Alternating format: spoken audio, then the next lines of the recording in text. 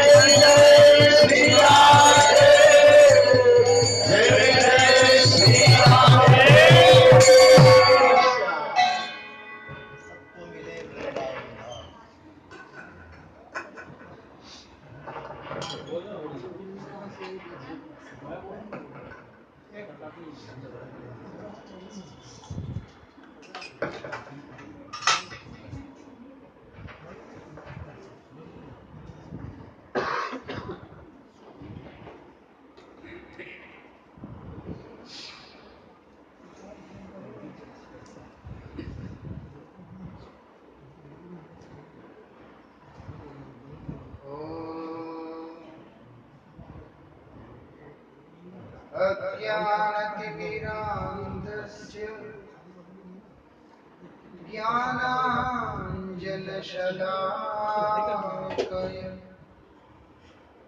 चक्षुरुन्मिलितं येन तस्मै श्री गुरवे नमः। नमः ॐ विष्णुपादाय श्रीगौरप्रियमूर्तये श्रीमते भक्तिवल्लभ तीर्थ गोस्वामी नामिने। पतित पावन परम करुणामय परमारक्षितम श्री गुरुदेव नित्य लीला प्रविष्टम विष्णुपाद परमहंस परिव्राजकाचार्य अष्टोत्तर शत श्री श्री श्रील भक्ति वल्लभ तीर्थ गोस्वामी महाराज जी के श्री चरण असंख्य कोटि साष्टांग दंडवत प्रणाम करते हुए यही की कृपा प्रार्थना।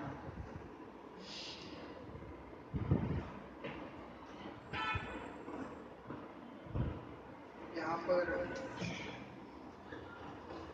भगवान का कृपा कुछ विशेष ही लगता है मुझे।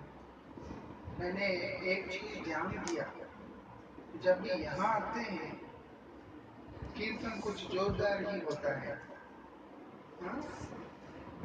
सब जगह जहाँ जहाँ भी जा रहे होते हैं मैं ध्यान देता हूँ कि कहाँ कीर्तन किस प्रकार से होता है। कुछ ऐसा कारण बन जाता है या निमित्त बन जाता है, यहाँ कीर्तन कुछ जोर से ही होता है हमेशा, मतलब उत्पात ज्यादा होता है। पिछली बार प्रभु जी आए थे मृदंग वाले। पिछले बार गोपाल उनका नाम भी गोपाल है। जय गोपाल और नित्य गोपाल, हमारे दोनों गोपाल जो लोग हैं यहाँ बैठकर खूब उत्पात किया। ऐसे उत्पात किया कि उस कीर्तन में रहने वाले सभी को दौरे आ गए थे। भगवान की बड़ी कृपा है। जहाँ पर संकीर्तन होता है, श्री चैतन्य महाप्रभु संकीर्तन प्रेमी। श्री चैतन्य महाप्रभु का ऐसा निर्देश, ऐसा कृपा, ऐसा शिक्षा कि हम लोगों को क्या करना है, भगवान का नाम संकीर्तन, भगवान का गुण संकीर्तन, लीला संकीर्तन, ये सब करना है। उसी से हमारा मंगल होगा। लेकिन हमारा एक पूर्व आचार्य हुए, उन्होंने एक कीर्तन रचना किया, उसके अंदर बता रहे अगर तुम अपना भलाई चाहते हो तो एक काम जरूर करना। तो क्या बोलते हैं, वृंदावन जाना नहीं, वृंदावन नहीं जाना। बोलते हैं हाँ, अगर तुम्हारे मन में इच्छा है कि मैं संसार में रहूं, अपने रिश्ते नातेदार के साथ में रहूं, अपने सगे संबंधियों के साथ में रहूं, एक चीज ध्यान रखना। क्या बोल रहे हैं, बोलते कभी भी मेरा बात ध्यान रखना कि वृंदावन नहीं जाना। वृंदावन जाना किसके लिए है, भगवान का नाम करना किसके लिए। श्री चैतन्य महाप्रभु निर्देश देते हैं जिनको भगवान चाहिए, भगवत प्रेम की अभिलाषा है, लेकिन जिसके अंदर अपने स्वजनों के साथ रहने की अभिलाषा है, उनके लिए हमारे पूर्व आचार्य कहते हैं कि भैया ध्यान रखना। हमारे परमाराध्य श्री गुरु महाराज जी हमेशा एक बात को बोला करते थे, जहाँ काम तहाँ नहीं राम, रवि रजनी नहीं रहे एक धाम। या तो संसार रहेगा या भगवान रहेंगे।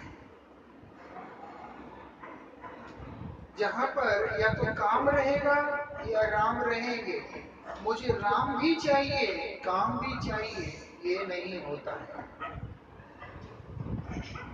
क्या कहते हैं, रवि रजनी नहीं रहे एक धाम, सूर्य और अंधकार, रात्रि, दिन और रात एक साथ कभी भी हो नहीं सकता।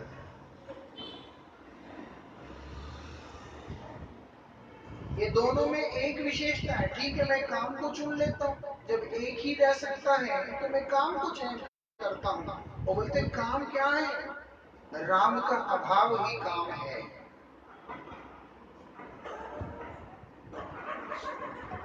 जैसे एक वस्तु दोनों में नित्य है, दोनों ही नित्य नहीं है कि तुम एक का चयन करो। काम का चयन करते हैं तो कहते हैं वो तो अनित्य है, राम ही लिखते हैं। जैसे अंधकार क्या है? प्रकाश का अभाव ही अंधकार है ना? अंधकार नाम का कोई चीज है नहीं। अगर होता, जब प्रकाश है तब भी उसका अस्तित्व होता। जब रोशनी है तो वहां पर अंधकार नहीं है। एक चीज जो दोनों अवस्था में है, एक में प्रत्यक्ष रूप से है और एक में परोक्ष रूप से है, वहां पर भी प्रकाश है।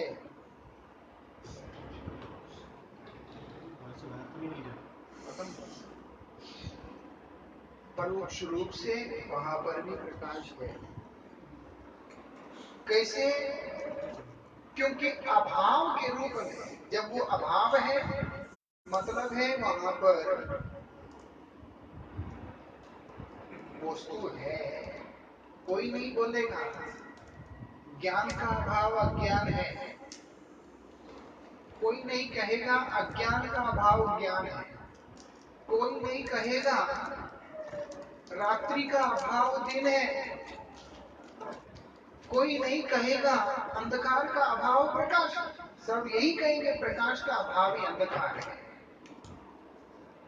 है ना? रात नहीं है जी इसीलिए दिन है, ऐसा कोई कहता है?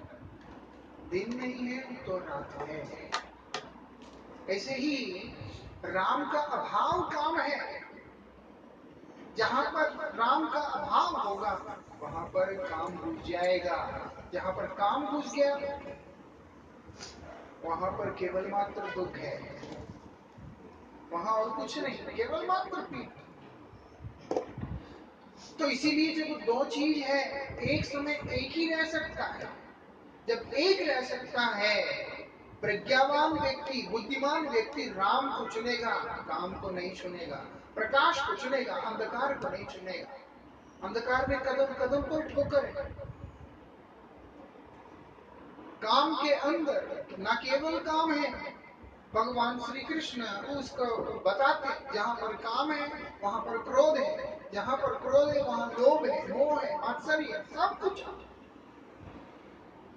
इतनी सी काम से शुरू होता है, वो मात्सर्यता तक पहुंच जाता है, ईर्ष्या।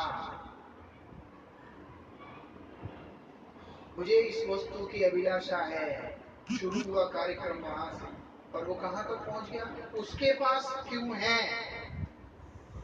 यहां तक पहुंच जाता है। और इसके बीच में क्रोध भी है, लोभ भी है, मोह भी है, सब कुछ। ये दारुण दुख का कारण होता है जीवन के अंदर। तो इसलिए चयन एक ही कर सकते हैं। बुद्धिमान व्यक्ति क्या करेगा? राम को चयन करेगा, भगवान के नाम को चयन करेगा।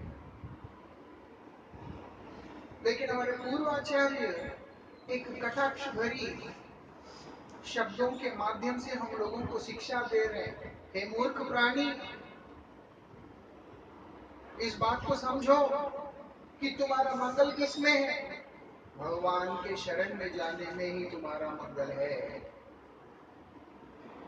इसलिए यहाँ पर बता रहे हैं उस व्यक्ति को जिसको दुनिया के अंदर रहना बहुत अच्छा लगता है, संसार में जीना ही बहुत अच्छा लगता है, बोलते अगर तुम संसार में जीना चाहते हो, याद रखना क्या कभी भी वृंदावन जाना है। बोलते मेरा एक बात रख लेना, समझ ले, और अगर चला भी गया उसके अंदर वहां मत जाना। कहाँ नहीं जाना? केशी घाट में नहीं जाना। केशी घाट के आसपास जाएगा बहुत खतरा है, वहां जाना नहीं। क्यों? लोग उड़ा रहे हैं। जो नहीं करो बोलेगा व्यक्ति वही करता है, उसकी ये मनोवृत्ति है। उसको बोलो कि इधर मत देखना, और हर संभव प्रयास करेगा उधर ही देखने का। मुंह बोले इधर, उसकी आंख घूम जाते हैं, पता नहीं ऐसा क्या हो गया, वहां क्यों बोल रहे हैं। व्यक्ति का वृत्तियां ऐसा है, इसीलिए वो बोल रहे हैं जाना नहीं। क्यों नहीं जाना? अगर चला भी गया केशीगढ़ जाना, केशीगढ़ क्यों नहीं जाना? क्या है उधर? ये महापुरुषों की कृपा है। केनप्य उपाय ना, कोई ना कोई उपाय करके हम लोगों को भगवान की तरफ खींचने का प्रयास करते हैं, क्योंकि उसी में हमारा मंगल है और किसी में हमारा मंगल नहीं है।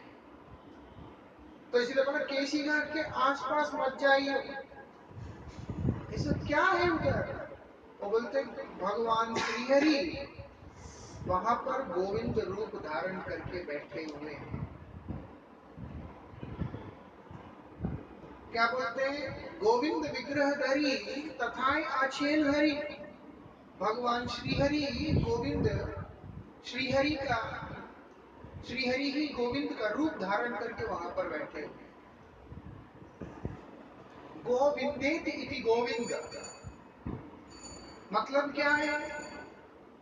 इंद्रियों को जो परितृप्त करने वाले स्वामी गोविंद वहां पर बैठे हुए हैं। धरित्री को परितृप्त करने वाले स्वामी वहां पर बैठे, मतलब उस पावन ब्रज धाम को पवित्र करने वाले, उस पावन ब्रज धाम की पवित्रता को वर्धन करने वाले, उस पावन ब्रज धाम के आनंद को वर्धन करने वाले।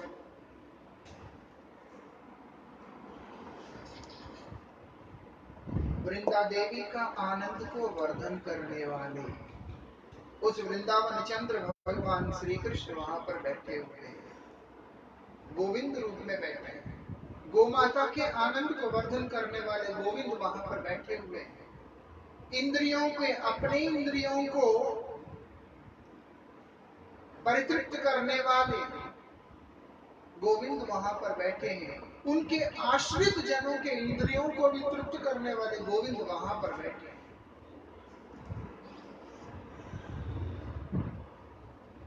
वहां पर बैठे हुए हैं, इसलिए जाइए नहीं, क्योंकि उनके पास जाएगा क्या होगा? तुम्हारा इंद्रिय तृप्त हो जाएंगे।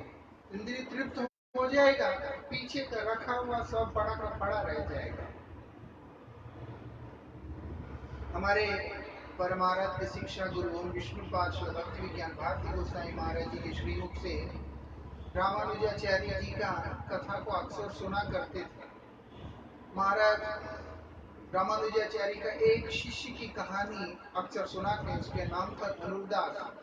वो बहुत बड़ा पहलवान है, बहुत बड़ा उसका शरीर है, बहुत बड़ा पहलवान है, लेकिन बेचारे के अंदर एक ही कमी था। वो क्या था? उनका जो धर्मपत्नी है, हेमांबा नाम था उनका, ये ना हेमांबा नाम का उनका जो धर्मपत्नी है, उनके रूप के प्रति आसक्त होकर के रहता था। तो इसीलिए पहलवान है, लोग उससे देख के डरते हैं, लेकिन वो हमेशा एक हाथ में पंखा लेकर, एक हाथ में छतरी लेकर अपने पत्नी के सिर के ऊपर लगा के हवा करता करता चलता था कि कोई मक्खी मुक्खी आके ना बैठ जाए। इतना ज्यादा वो उसका भक्त था। सोचो कि अगर आपके सामने से कोई ऐसा जा रहा है, वो दृश्य कितना मनोरम लगेगा। इतनी दयनीय स्थिति में वो व्यक्ति वहां पर रहता है। लोग सारे निंदा करते हैं क्योंकि उल्टा चलता है। अब वो छतरी पकड़ के ऐसा चलेगा तो मुंह नहीं देखेगा, वो एक पल भी उसका मुंह देखे बिना रहना नहीं चाहता, इसीलिए वो ऐसे ऐसे करता हुआ पीछे की तरफ चलता है।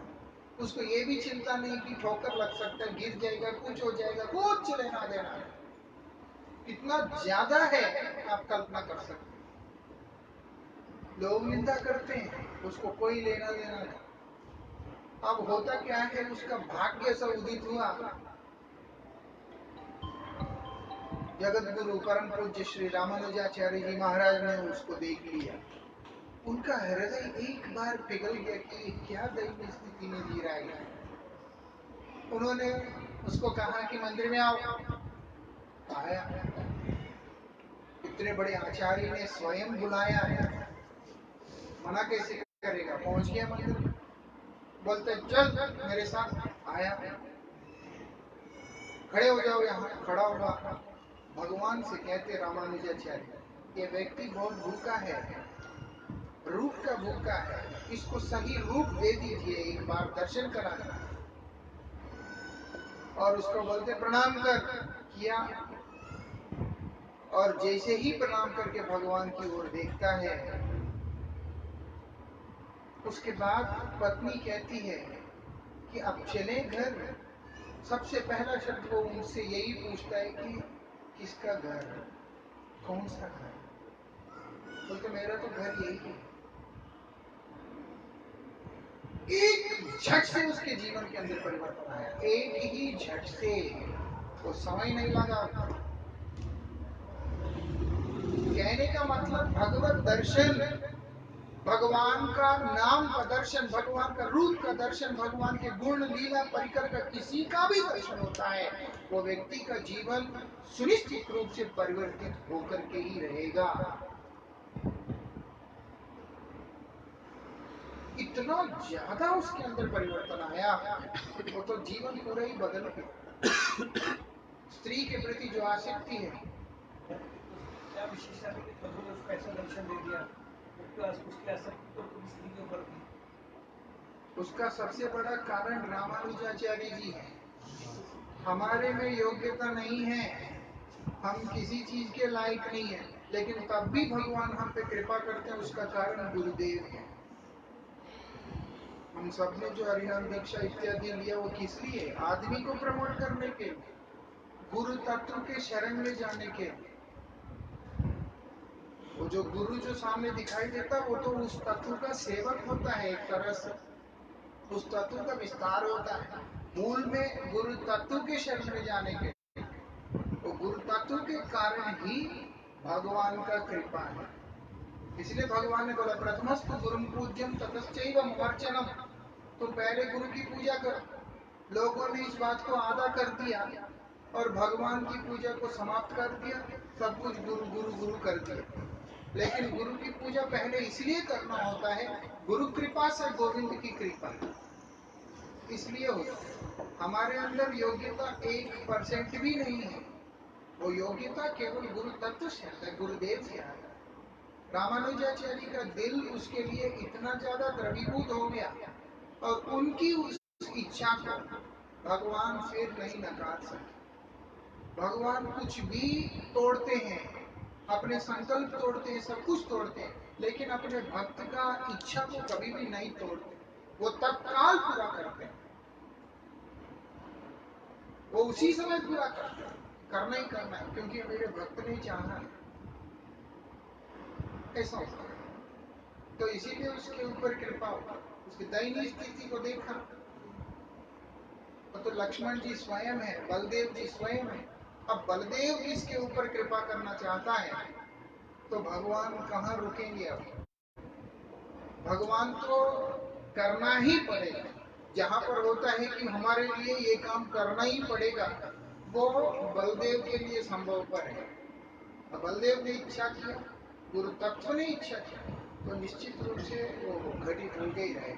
वही उसके साथ में हुआ और उसका जीवन बदल, ऐसे बदल गया। पत्नी की आसक्ति तो उसी मुहूर्त में खत्म हो गया, क्योंकि भगवान रह सकते हैं या वो रह सकती है। वहां आके गोविंद आके अपने उसके हृदय में जाके विराजमान हो गए। अब वो चला गया, लेकिन धर्म पत्नी है, उस नियम का वो संरक्षण करते हुए, अपने धर्म का पालन करते हुए जीवन यापन किया, और कालांतर में अपनी संपत्ति, अपना ऐश्वर्य, अपना धन, जो कुछ भी है, सब रामानुजाचार्य के चरणों में समर्पित कर दिया।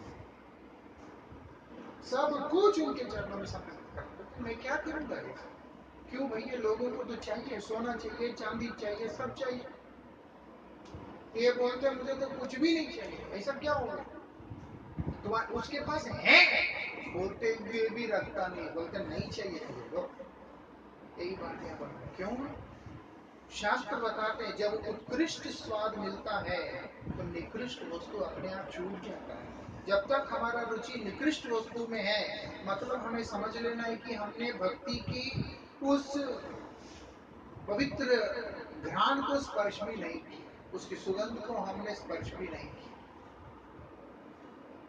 जिसको भगवत भक्ति का महक भी आ जाता है जिसके जीवन के अंदर, उसको जागतिक कोई भी वस्तु का प्रलोभन कोई भी नहीं दे सकता है, और ना ही उसके अपने हृदय में आ सकता है। उसको लगता है जिंदा ही तो रहना है, जीवन निर्वाह करना है, क्या करना है। उसको किसी भी महत्वाकांक्षाएं उसके जीवन में होता है। हमारे जीवन में महत्वाकांक्षा है या भोग की अभिलाषा है, उसका मतलब ही ये है हम लोग प्राकृत रूप से भक्ति के पथ पे तो आ गए हैं, लेकिन वास्तविक रूप से उससे कोसों दूर बैठे हैं। अनुभूति ऐसा आता नहीं, इसके लिए यत्न करना पड़ता है। जो यहाँ पर यही बात बोल रहे, भगवान गोविंद वहां पर बैठे हुए, और कैसे बैठे हैं? ऐसे नहीं बैठे चुपचाप, तिरछी नजरों से देख रहे हैं। जैसे राधा रमन जी के नेत्र है, कटाक्ष नेत्र, ऐसे ही तिरछी नजर से देख रहे हैं और मुस्कुरा भी रहे, मंद मंद मुस्कान है। तो इसीलिए जाना नहीं भैया वहां पे, अगर चला गया तो बस। महाराज जी बोलते थे, जिस रंगनाथ का दर्शन करके उसका जीवन में इतना परिवर्तन आया, वो रंगनाथ भी, वो भोमा पुरुष जिसको कहते हैं, वो रंगनाथ भी श्री कृष्ण दर्शन की अभिलाषा से द्वारिका के अंदर आके ब्राह्मणों के बच्चों को हरण करके लेके चला गया, चोरी करके चला गया। उनको छुड़ाने के लिए श्री कृष्ण स्वयं गए, तो रंगनाथ भगवान उनका दर्शन करके अपने आप को धन्य महसूस किया। किस तरह का रूप भगवान श्री कृष्ण का है, हम लोग नहीं कल्पना कर सकते। उसको देखने के बाद ऐसा लगता है कि बस हो गया और कुछ नहीं। वृंदावन में एक फल वाली आके फल ले लो करके बेचती। श्री कृष्ण अपने नंद महल से चिंतन करते हैं, फल देने वाला तो मैं, ये कौन आ गई अब फल देने वाली। श्री कृष्ण को आकर्षित किया क्योंकि उसने सुना कि ब्रज में नंद महाराज है, बहुत ही धनी है, मेरे लिए कुछ काम बन जाएगा जाने से। और दूसरा, नंद का जो नंदन है उनका भी दर्शन हो जाएगा। कृष्ण दर्शन की अभिलाषा से वो वहां पे पहुंच जाते हैं। अब श्री कृष्ण वहां पर आते हैं। श्री कृष्ण का जब दर्शन करती है, ऐसा मुग्ध हो जाती है, इस तरह से मुग्ध हो जाती है कि वो भूल जाती है कि मैं थक भी गई हूँ, मुझे कुछ जरूरत है, कुछ लेना है। श्री कृष्ण बोलते हैं कि फल दे दो, मुझे चाहिए। वो कृष्ण से कहती कि इसके लिए तो लाला कुछ तो देना पड़ेगा। घर जाके इतने छोटे छोटे हाथों से दान उठाते हैं, और बच्चा कैसे पकड़ता है सबको मालूम है। गिराते गिराते गिराते दो, मुश्किल से एक या दो दाना होगा उसमें हाथ में, लाके टोकरी में इसे डाल के बोलते लो। वो कृष्ण का उस रूप को देख के इस तरह से मुग्ध हो जाती है कि वो भूल ही जाती सब कुछ और उठा करके फल कृष्ण को दे देती है। कोई बातचीत का वहां पर वो नहीं है। जैसे जैसे कृष्ण भी उसके सामने से दो चार फल हाथ में लेके नंद भवन में प्रवेश कर गए। कृष्ण को ऐसा देखती रह गई, पलक भी झपकने का हिम्मत नहीं हुआ उसको। उसके बाद टोकरी उठा के चल रही है। क्या चिंतन है? केवल कृष्ण चिंतन है। थोड़ी देर के बाद भगवान श्री कृष्ण उसको इशारा देना चाहते हैं, इसीलिए टोकरी को भारी किया। जब वो उतार के देखती, उसके अंदर ऐसे मणिमाणिक के वज्र वैडूर्य भरे हुए हैं जो उसने कभी सपने में भी सोचा नहीं। इतना ऐश्वर्य भगवान ने उसको उसी में दे दिया। फिर भी उस ऐश्वर्य के प्रति उसका लेश मात्र भी आसक्ति नहीं। हमें कई लोग बोलते हैं बड़ी कृपा महाराज जी, काम बन गया, ये हो गया, हमारा तो बिजनेस में इतना फायदा होगा, हमारा तो वहां इतना लाभ हुआ। कई लोग बोलते हैं, वो बोलते हैं तो हम सुन लेते हैं, लेकिन जिसको भगवान का कृपा वास्तविकता में मिलता है वो कुछ अलग श्रेणी के होते हैं। ऐसा नहीं है कि उसको भिखारी बनना पड़ता है, वस्तु होने के बाद भी उसको उस वस्तु के प्रति लेश मात्र भी लगाव नहीं होता। हमने हमारे एक गुरु भाई को देखा है, ऐसे तो सुनते हैं, और एक गुरु भाई को प्रैक्टिकल देखा। कई साल पहले, अभी तो उन्होंने कुछ साल पहले शरीर छोड़ दिया था। वो जम्मू के थे, नाम था मदन लाल गुप्ता बोल के, मदन मोहन दासाधिकारी नाम था, गुरु जी ने वो नाम दिया था। ऐसा व्यक्ति है, करोड़ों के करोड़ों रुपए उनके पास है, लेकिन उनकी लाइफस्टाइल और उनको देखोगे आपको कभी भी नहीं लगेगा कि ये जो एक करोड़पति आदमी है।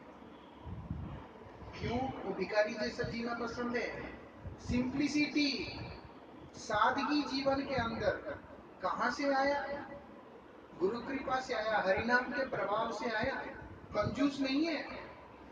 मठ के ऊपर, हमारे मठ के ऊपर उन्होंने करोड़ों रुपए खर्चा किया।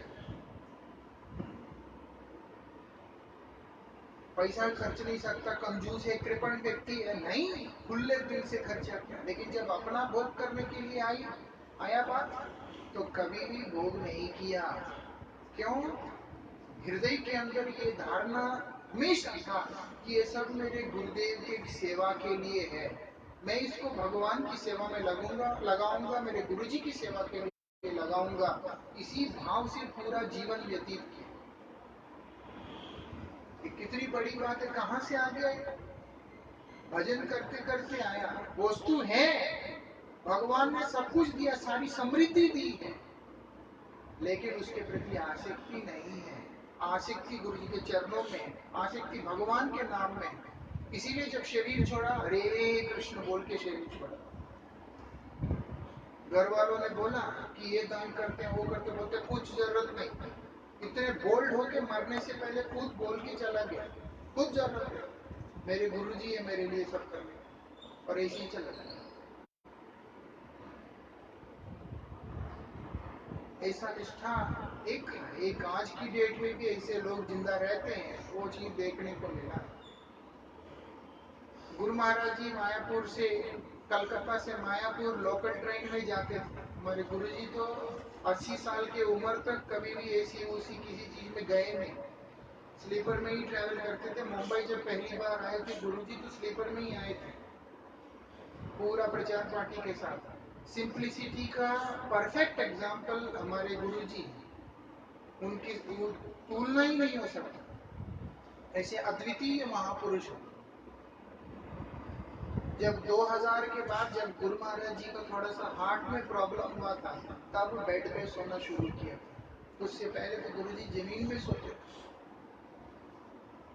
जमीन में कुछ नहीं, एक छोटा सा गद्दा डाल के, वो भी अपने साथ लेके आते थे। ऐसा भी नहीं कि गुरुजी के लिए गद्दा अरेंज करना पड़ता था, अपना गद्दा साथ में आता था, उनका जो ट्रैवलिंग वाला, उसी को बिछा के उसी में चादर डाल के उसी में सोते। किसी को लेश मात्र भी तकलीफ नहीं दी। ऐसा गुरुजी का व्यक्तित्व है। और ये व्यक्ति ऐसे महापुरुष का शिष्य है, तो वो जो संग से रंग तो चढ़ ही जाता है, और ऐसी निष्ठा, ऐसा समर्पण देखा। गुरुजी कलकत्ता से मायापुर लोकल ट्रेन में जाते हैं, 25-30 रुपए टिकट लगता है, 30-35 रुपए, तब तो और भी कम लगता था, अभी 35 रुपए लगता है, तब और कम लगता था। सीट कैसे होते? लकड़ी के सीट होते हैं, जैसे मुंबई के लोकल ट्रेन की तरह, 2.5-3 घंटा लगता। उसने ये बात जब सुना कि गुरुजी लोकल में जाते, कई बार सीट नहीं मिलता तो खड़े होके जाते, तुरंत गुरुजी के लिए गाड़ी खरीद के दिया। और आखिरी तक गुरु महाराज जी उसी गाड़ी को व्यवहार किया उसके प्रेम के कारण। बेकार हो गया था गाड़ी, तब भी गुरु जी ने उसी को व्यवहार किया उसके प्रेम के। उसने दिए, सेवा दी, उसका सेवा लगना चाहिए। इसलिए जब गुरु जी अप्रकट हुए थे, मायापुर गए, तो गाड़ी में गुरु जी नहीं थे। गुरु जी को तो अलग से एक ट्रक में गुरु जी को सजा करके सुंदर सा लेके गए, लेकिन उसके आगे गुरु जी का गाड़ी को भी लेके गए थे, इस भावना से कि इस गाड़ी के अंदर गुरु जी बैठ के जा रहे हैं। तो जो वो व्यक्ति ऐसा था, कहां से ये सब आता है? जिसके पास कुछ नहीं है वो वैराग्य दिखाता है तो कोई बड़ी बात नहीं है। जिसके पास सब कुछ है लेकिन फिर भी उसका हृदय भोग करने के लिए नहीं मानता है, उसका हृदय के अंदर एक ही अभिलाषा रहता है कि ये सब मेरे प्रभु की सेवा के लिए है, मेरे नाथ की सेवा के लिए, मेरे गुरुदेव की सेवा। तो कब आता है? जिसके हृदय को भगवान का नाम ने स्पर्श किया है उसी समय आता है। नहीं किया तो जीवन भर ऐसे ऐसे जितना मर्जी ऐसे ऐसे पीटते रहो, तवे पीटते रहो या कुछ भी करते रहो, कभी भी भक्ति हम लोगों को स्पर्श नहीं कर सकता। तो जो भी, इसीलिए भगवान का भजन विशेष रूप से करते रहना चाहिए। आप लोग भगवान को भजन करें। ये भजन तो पूरा करना समय शेष हो गया। 10 मिनट चलेगा।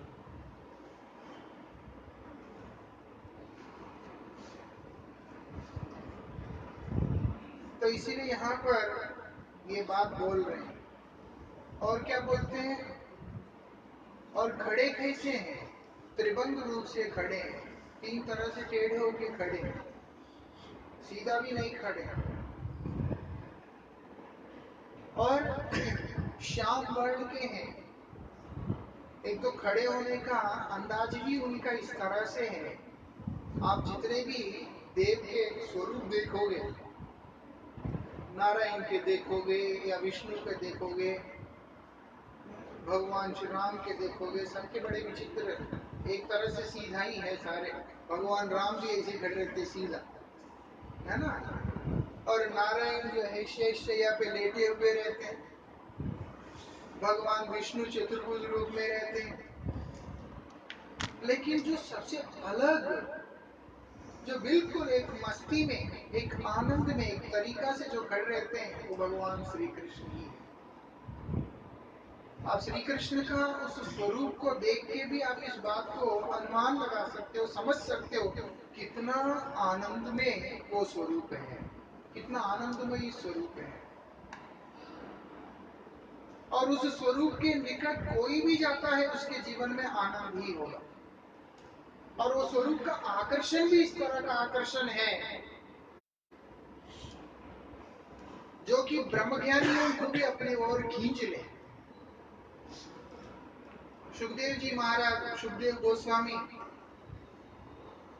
जब माता के गर्भ से निकल करके भागने लगे थे, तो उस समय उनके पिताजी उनके पीछे हा पुत्र करके चिल्ला रहे हैं, लेकिन उन्होंने ध्यान ही नहीं दिया। वो तो चले गए अपना, जा करके बैठ गए अपने ध्यान में।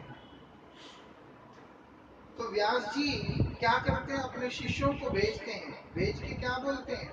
भगवान के रूप का वर्णन करते हैं। जब भगवान का रूप का वर्णन सुना, उनका ध्यान एक बार से भंग हो गया। अभी तो भगवत दर्शन की बात ही नहीं है, सिर्फ श्रवण मात्र से ऐसे ब्रह्मज्ञानी।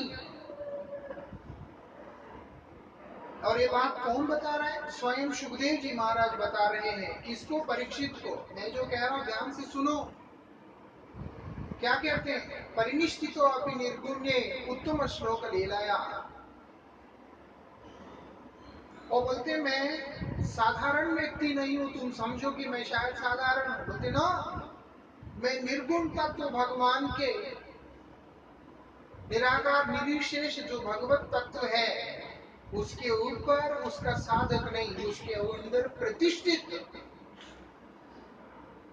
व्यक्तित्व है। मतलब जिसने ब्रह्म विद्या को प्राप्त कर लिया है, जिसने उस ब्रह्म ज्ञान की अनुभूति को उपलब्धि करके उसके अंदर से आत्माराम अवस्था में बैठा हुआ। बोलते मैं वो, लेकिन परीक्षित उत्तम श्लोक लीलाया। गड़बड़ कहां से आ गया? उत्तम श्लोक कौन है? भगवान स्वयं। उद्गत तम यस्यात् स उत्तम, मतलब जहां पर रजस तमोगुण के भाव से रहित केवल सत्य और विशुद्ध सत्य भूमिका के सब स्तुतियों के द्वारा जिनका कीर्ति का वर्णन किया जाता है उसी को उत्तम श्लोक कहते हैं। उत्तम श्लोक मतलब ये शब्द और किसी के लिए वर्णित नहीं होता है, क्योंकि कृष्ण के अतिरिक्त बाकी जितने भी देव के उपासक है वो सब सत्व रजस तमोगुण के अधीन रहते हैं और उनके द्वारा किया गया स्तुति गुणाधीन है। लेकिन भगवान का नाम रूप गुण लीलाओं का कीर्तन जिस परमहंस श्रेणी के भक्तवृंद नित्य निरंतर गान करते रहते हैं वो विशुद्ध भूमिका की स्तुतियां होने के कारण उनको उत्तम श्लोक की संज्ञा से बोला जाता है। और सुखदेव गोस्वामी बोलते हैं क्योंकि सुखदेव गोस्वामी स्वयं निर्गुण भूमिका में है, इसीलिए गुणों के अधीन कोई भी स्तुति कोई भी पदार्थ उनको आकर्षित नहीं कर सकता। जो स्वयं ही त्रिगुणातीत है उसको गुणों के अंतर्गत का कोई भी वस्तु आकर्षित कहाँ कर सकता है? उससे ऊपर का चीज होना जरूरी है। और सुखदेव गोस्वामी परीक्षित को यही बात बोल रहे हैं, परीक्षित ये जो निर्गुण भूमिका का जो भगवान का दिव्य लीला भगवान की दिव्य महिमा उसी ने मुझे सब आकर्षित कर लिया है। उनके रूप उनके गुण सब आकर्षित कर लिया। एक बार चंचल हो उठे जब उन्होंने व्यास जी के शिष्यों के द्वारा भगवान की रूप माधुरी का वर्णन सुना, जाके पूछते हैं ये कहाँ से मिला? बोलते हमारे गुरुदेव ने सिखाया। कौन है वो? व्यास देव। अच्छा। फिर अपने ध्यान में बैठ गए। पहले रूप के बारे में बताया, फिर बाद में गुणों के बारे में कीर्तन किया। कृष्ण के गुण, अलौकिक गुण, किस प्रकार से पूतना को भी भगवान श्री कृष्ण ने दात्रोचित गति प्रदान की है, ये सुनने के बाद रह ही नहीं पाए। सुखदेव जी महाराज व्यास जी के पास चले गए इस भाव से कि मैं श्री कृष्ण के बारे में जानूं, उनके शरण में जाऊं। व्यास यद्यपि उनका पिता है लेकिन सुखदेव जी उनके पास शिष्य के रूप में गए थे। जाकर के भगवान के बारे में सब श्रवण किया, सीखा और उनके शरण में चले। एक बात बोल रहे कि भगवान का ऐसा स्वरूप, उनके श्रीअंग से निकलने वाला वो शोभा, वो जो प्रकाश, ये सब क्या है? ये सब तुम्हें आकर्षित कर लेगा, उनके पास जाना नहीं, ऐसे बता रहे। या दूसरे शब्दों में कहो, ये सब चीजों के अंदर इतना आकर्षण है कि तुम्हारा संसार छूट जाएगा। ऊपर से एक और बात, उनके होठों के ऊपर बंसी है, वो और भी खतरनाक है। बोलते हैं क्या शब्द प्रयोग करते हैं? अनर्थेर मूलाधार, अनर्थों का मूल कारण ही वो है। मालूम है? अनर्थों का कारण है। बंसी बजा दिया तो समझ लो कि उसका काम गया। भगवान बंसी वादन करके ही गोमाता को, ब्रजवासियों को, सबको आकर्षित करते हैं। वो शब्द कान में जैसे ही पड़ता है, जैसे हिरन को आप देखते हो क्या करता है शिकारी, उसके सामने बंसी बजाता है, वो सुनते सुनते सुनते ऐसे तल्लीन हो जाता है, पूरा समाधि जैसे चला जाता है, उसी समय वहां चला जाता है। श्री कृष्ण के अधरों के ऊपर रखा हुआ ये बंसी वो ऐसी चीज है, क्योंकि ये सारा जगत शब्द के ऊपर ही निर्भर है। शब्द ही इस जगत का आधार है।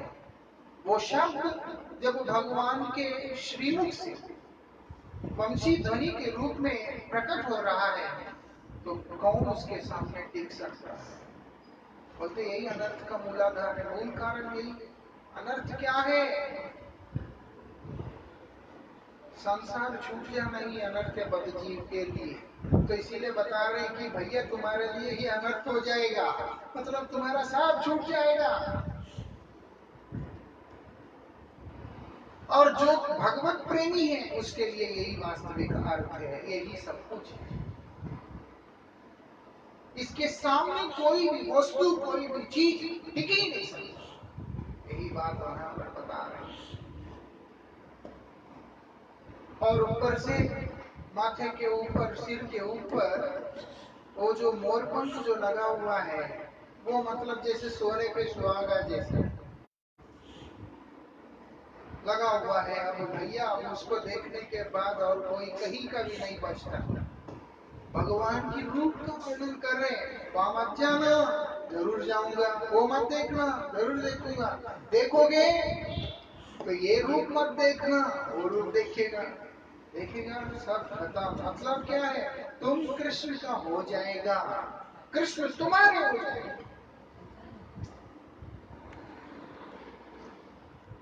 मैं तुम्हें बता रहा हूं, ध्यान से समझना। उस मूर्ति को जिसने भी दर्शन किया वो दोबारा घर लौट के नहीं गया था। यही बोल रहे हैं, से मूर्ति नयन हेरे केह नाही घरे फिरे। आंखों से जिसने भी उस मूर्ति का दर्शन कर लिया वो दोबारा घर लौट के नहीं गया। हाँ, ये बात है, वो दोबारा लौट के नहीं। इसीलिए भगवान भी इस बात को गीता जी में इशारे में बोलते हैं।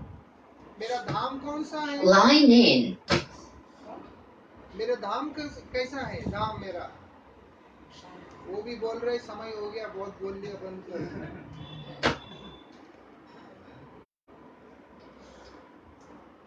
छोड़ो छोड़ो अभी। Line in. तो क्या कहते हो कि देखो उस स्वरूप को जिसने भी दर्शन किया वो घर लौट करके नहीं गया। गीता में भगवान बोल रहे हैं, यद गत्वा नवर्तन्ते। मेरा धाम भी वही है जहाँ पर मैं रहता हूँ। कौन सा धाम है मेरा? वृंदावन मेरा धाम है। उस धाम के अंदर जो भी व्यक्ति जाएगा, जहाँ पर मैं वास करता हूँ, लीला करता हूँ, वो कभी भी लौट के नहीं जाता है। श्री गौर किशोर दास बाबा जी महाराज भी श्री भक्ति प्रदीप तीर्थ गोसाई महाराज को ये बात बोलते हैं कि देखो, धाम में तो आके कोई वापस लौट के जाता नहीं। क्यों नहीं जाता? धाम के अंदर धामेश्वरी श्री राधा और धामेश्वर श्री कृष्ण दोनों ही नित्य निरंतर लीला करते होते हैं। उस लीला को धाम में प्रवेश करके जिसने भी दर्शन किया, स्पर्श किया, अनुभव किया, वो लौट के नहीं जा सकता। तो यही बात बोल रहे हैं, कोई घर नहीं वापस जाएगा। उससे क्या होगा? जो संसारी व्यक्ति है उसका सारा कुछ नाश हो जाएगा। मतलब संसार नाश होगा, व्यक्ति का जीवन नाश नहीं होगा। दुनिया चला गया, हमसे कोई मुसीबत नहीं है, लेकिन भगवान अगर साथ में है, भगवान का नाम साथ में है, तो हमारा जीवन कर जाएगा। इसीलिए आखिरी में एक बात बोलते हैं, वो बोलते हैं इतनी भयंकर विपत्ति तुम्हारे ऊपर आके पड़ जाएगा, संसार छूट जाएगा, नाश हो जाएगा, इतनी बड़ी विपत्ति तुम्हारे ऊपर आके पड़ जाएगा। इसीलिए हे संसारी, ये संसार में आसक्त व्यक्ति नहीं हो गया फिनिश। संसार में आसक्त व्यक्ति कभी भी वृंदावन जाना नहीं। कहने का मतलब कि अगर वृंदावन जाना चाहते हो तो अपने संसार को यहीं पर रख के तब जाना है। हम लोग वृंदावन जाते हैं, कलेश को लेके जाते हैं, मंदिर में दर्शन के लिए जाते हैं, हाँ, प्रणाम करते हैं, आधे घंटे बात करते हैं। तो कहाँ हम वृंदावन गए हैं? मुंबई को तो लेके चल रहे हैं हम, मतलब हर जगह पे। आपको भी कह रहा हूँ, उधर देखा मतलब समझना नहीं कि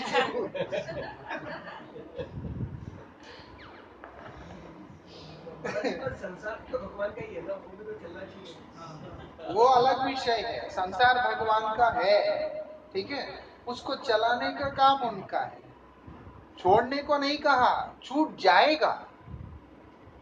छोड़ने को नहीं कहा कि तुम छोड़ दो, लेकिन जाने का जो प्रयास होता है वो इस तरह से होना चाहिए कि मैं गोविंद के पास जा रहा हूं। भक्ति के मार्ग में एक विशेषता है, हमने नहीं छोड़ना है, वो अपने आप छूट जाएगा टाइम पे, लेकिन हमने लटका करके रखेंगे, वो छुड़ाना चाहते हैं और हम छाती पे चिपका के रखेंगे, वो भी ठीक नहीं होता। लेकिन छूटेगा अपने आप, क्योंकि भगवान जानते हैं कब किस वस्तु को कहां से कैसे निकाल देना है। वो अगर समझते हैं कि इसको इस चीज की देने की जरूरत है तो निश्चित रूप से उसको वो चीज देंगे। वो अगर समझते हैं इसके जीवन से इस वस्तु को निकालने की जरूरत है तो वो अपने आप निकाल देंगे। हमने प्रयास नहीं करनी, हमने सिर्फ इतना प्रयास करना है कि मैं भगवान के करीब जाऊं, बस भगवान की शरण में जाऊं, भगवान के करीब जाऊं, यही हमारा प्रयास होना चाहिए। मैं अगर खुद कोशिश करूंगा कि मैं जो है इस चीज को अपने साथ लटका के चलूं, तब गड़बड़ है। मैं तो वो प्रयास कर ही नहीं रहा, मैं तो उनके पास जाने का प्रयास कर रहा हूं। उसके परिणाम में वो अपने आप ही सब कुछ कर रहा है। वृंदावन बिहारी लाल की हरे कृष्णा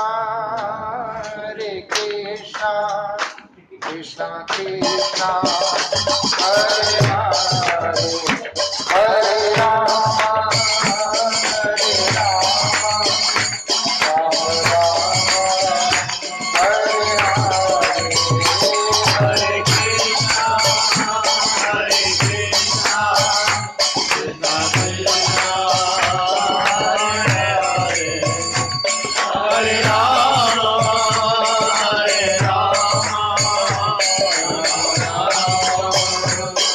हरे हरे हरे कृष्णा कृष्णा कृष्णा हरे हरे हरे राम राम राम हरे हरे कृष्णा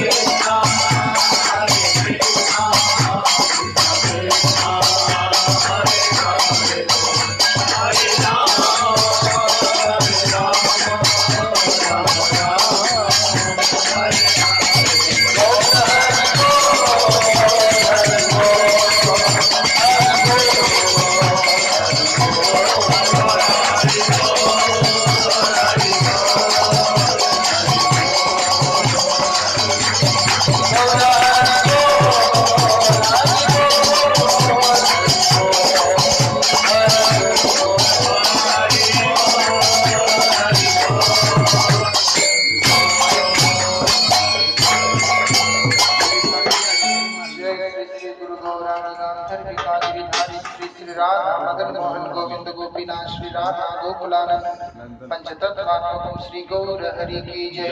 पतित पावन परम करुणामय परमाराध्य तम श्री गुरुदेव महाराज की जय। श्री परम गुरुदेव महाराज की जय। जगत गुरु श्री भक्ति सिद्धांत सरस्वती गोस्वामी ठाकुर श्री प्रभुपाद की जय।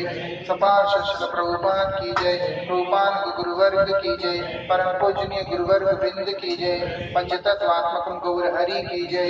श्री हरिनाम प्रभु की जय। श्री हरिनाम संकीर्तन की जय। समागत गौर भक्त वृंद की जय। गौर प्रेमानंदे हरि। जय भुजपाद रंडी स्वामी श्रीमद भक्ति किंकर दामोदर महाराज की जय। सुदामा प्रभु की जय। उपस्थित भक्त वृंद की जय। श्री हरिनाम संकीर्तन की जय। गौर प्रेमानंदे हरि।